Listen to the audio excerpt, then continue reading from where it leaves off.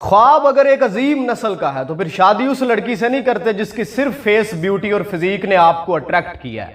شادی پھر اس شیر کی بچی سے کرتے ہیں جو ویژنری ہو، جس میں لیڈرشپ والی کوالٹیز ہو، کیونکہ جس سے آپ شادی کرتے ہیں وہ صرف آپ کی بیوی نہیں ہوتی، وہ ایک لیڈر ہوتی ہے جس نے لیڈ کرنا ہے آپ کی نسل کو، ایک نیک مقصد دینا ہے، ایک عظیم نظریے کو آپ کی جنریشن کی رگوں میں انجیکٹ کرنا ہے.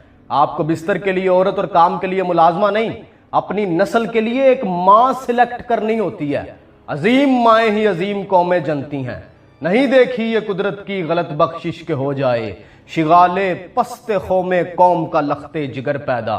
نجم الدین ایوب نے بادشاہ وقت کی بیٹی کو ٹھکرا دیا تھا اور ایک یتیم لڑکی سے شادی کی تھی، کیونکہ وہ جن کوالٹیز کی تلاش میں تھا وہ شہزادی میں نہیں تھیں، ایک جھونپڑی میں رہنے والی یتیم لڑکی میں تھی وہ کوالٹیز.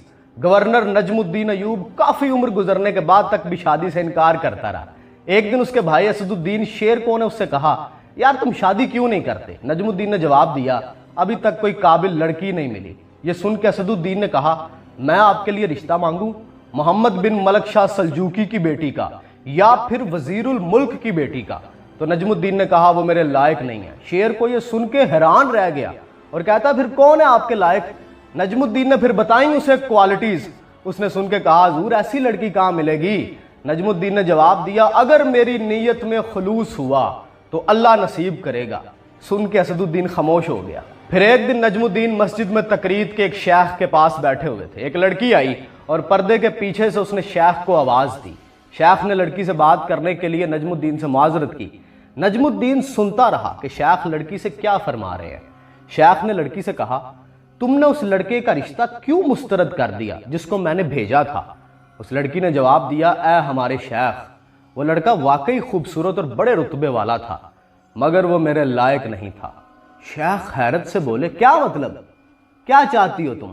اس نے کہا، شیخ مجھے ایک ایسا ہم سفر چاہیے جو میرا ہاتھ پکڑ کے مجھے جنت میں لے جائے، اور اس سے مجھے اللہ ایک ایسا بیٹا دے جو بلا کا شاہ سوار ہو، جنگجو ہو اور وہ مسلمانوں کا قبلہ اول واپس لے. نجم الدین حیران رہ گیا، کیونکہ جو وہ سوچتا تھا یہ لڑکی بالکل وہی سوچتی تھی.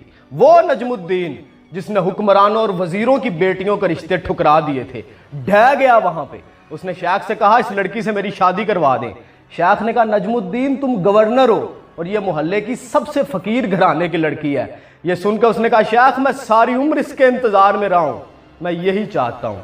گورنر نجم الدین ایوب نے اس لڑکی سے شادی کی اور پھر اللہ نے ان کو وہ بیٹا دیا جو بلا کا شاہ سوار ہوا، جس کی ذہانت اور دلیری کے قصوں سے آج بھی تاریخ گونج رہی ہے، جس نے مسلمانوں کے قبلہ اول بیت المقدس کو آزاد کروایا.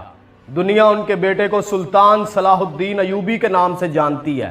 باپ کا علم نہ بیٹے کو اگر ازبر ہو، پھر پسر قابل میراث پدر کیوں کر ہو.